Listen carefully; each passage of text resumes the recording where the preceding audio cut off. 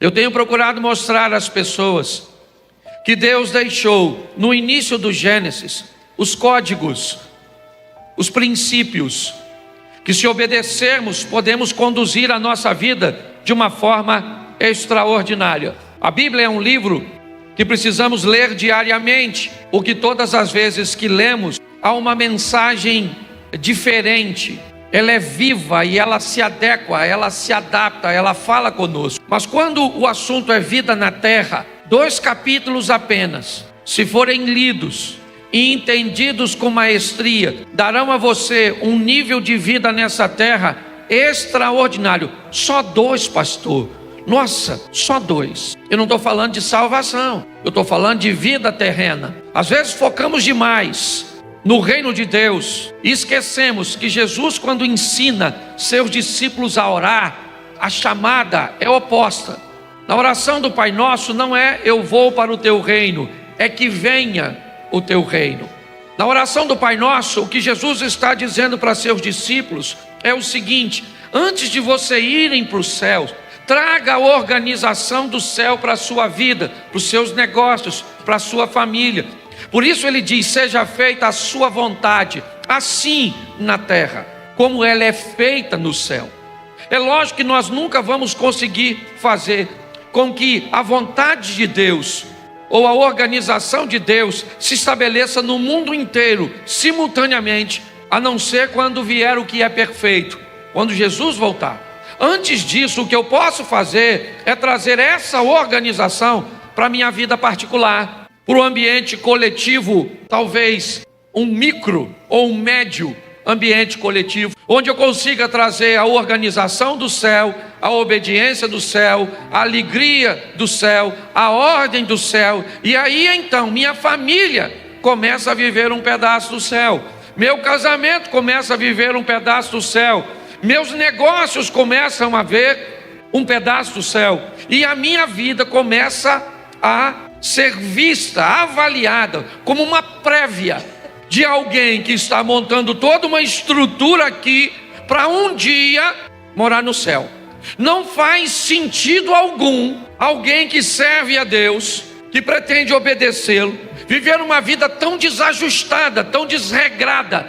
Precisamos desmistificar essas duas extremidades, da riqueza e da miséria. Precisamos chamar as pessoas para o equilíbrio, desmistificar essa visão de que se eu tenho dinheiro, eu não posso ter Deus, e para eu ter Deus, eu não posso ter dinheiro. Amadurecer e entender que não há vida, que não há um entendimento maduro de alguém que acredita que uma sociedade consiga se estabelecer de forma sólida e concreta, sem desnível social.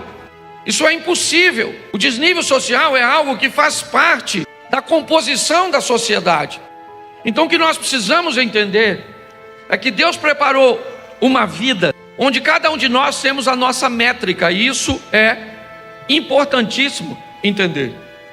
Quando nós olharmos para os 2 capítulos primeiros da Bíblia, ali nós vamos aprender em Deus, como aquele que antes de ter o filho estabelece o sistema, o ambiente, a organização. Eu tenho falado disso o tempo inteiro para vocês, e hoje eu quero falar de generosidade, um dos ingredientes extraordinários da Bíblia. Por quê? Porque a Bíblia não tem problema nenhum com o enriquecimento individual, com o crescimento individual, mas seu foco sempre foi o coletivo. As pessoas que se tornaram grandes são aquelas que conseguiram mudar a vida do maior número de pessoas. Você acha que o nome de Jesus é posto na Bíblia como o maior nome, o nome mais poderoso, sem igual? Você acha que é à toa que a história é contada antes dele e depois dele? Não. O ser humano tem um problema. Que ser humano? Todos pecaram e destituídos estão da glória de Deus. Quantos pecaram? Todos. Você vai fazer seus cursos aí, hoje, no ambiente do coach, vão dizer que você precisa conhecer a dor das pessoas para criar um serviço, ou para criar um produto para que você enriqueça. Descubra a dor das pessoas.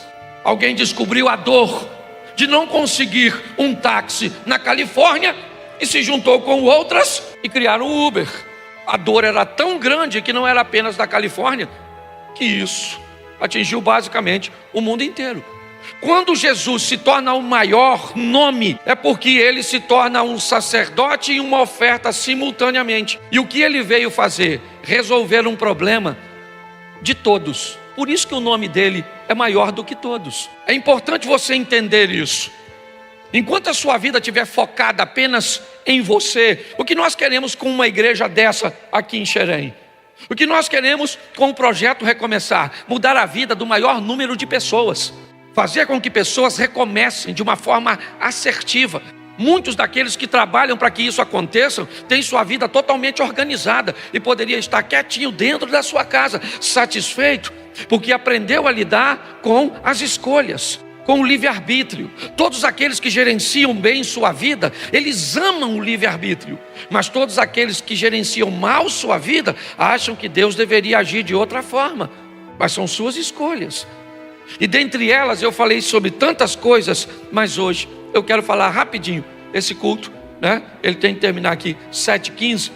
Então, rapidinho para você entender. Generosidade é o tema.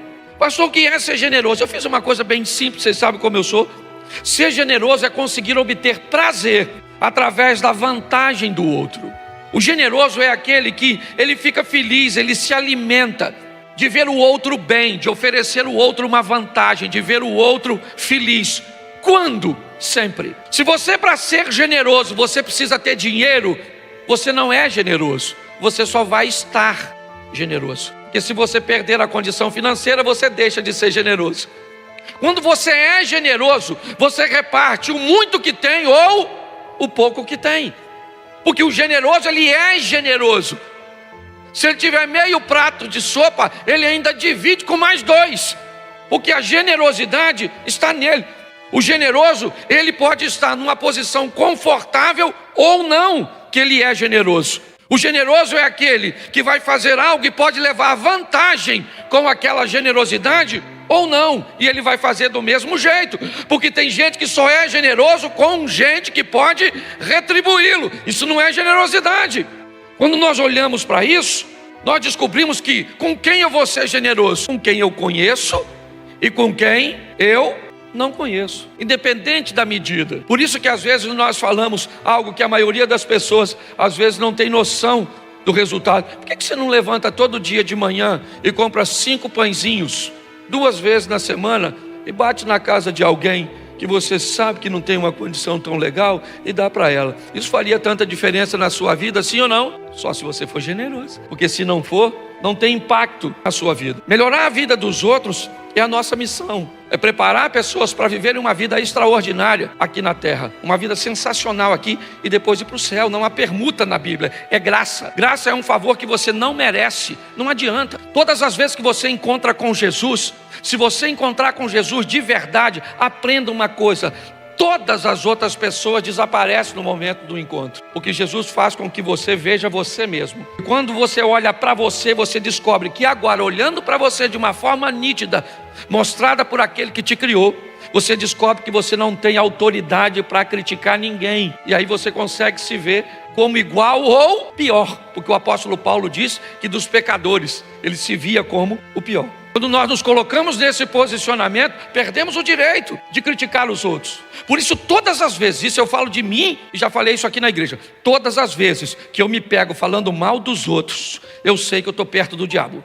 Todas as vezes que eu me vejo falando bem dos outros, eu sei que eu estou perto de Deus. Se eu estou falando bem dos outros, pastor, mas tem muita gente ruim. Aliás, eu tenho descoberto que não tem gente ruim não, e nem errada. Todo mundo é certo, só pode estar no lugar errado. Todas as pessoas me parece que têm o seu lugar na sua vida. Talvez não tão perto, talvez não tão na tua intimidade. Eu tenho descoberto isso, eu nunca parei para pensar. A gente chega com a vida, 50, 60 anos, alguém diz assim: eu tenho poucos amigos. Eu não concordo não, de um tempo para cá eu passei a pensar nisso. Você vive 50 anos e tem um amigo só. Tu é ruim pra caramba. Um cara com 50 anos, ele tem que ter pelo menos de 10 a 15 amigos.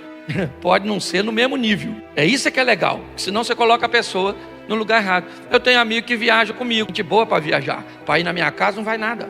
Eu tenho amigo que vai na minha casa, mas não viaja comigo. A mulher é preguiçosa. A mulher dele não divide o serviço com a minha quando vai viajar. Entendeu? não quer rachar a despesa. Eu tenho amigo que eu conto meu segredo, mas não empresto dinheiro. Eu tenho amigo que eu empresto dinheiro, mas segredo, não é de jeito nenhum, que conta para todo mundo. E aí eu descobri que todo mundo cabe, é só achar a gaveta. O que é? Não, pare, olhe para mim. O que eu quero que você entenda é que tem gente que está tão decepcionado em viver com... Gente, falta de habilidade.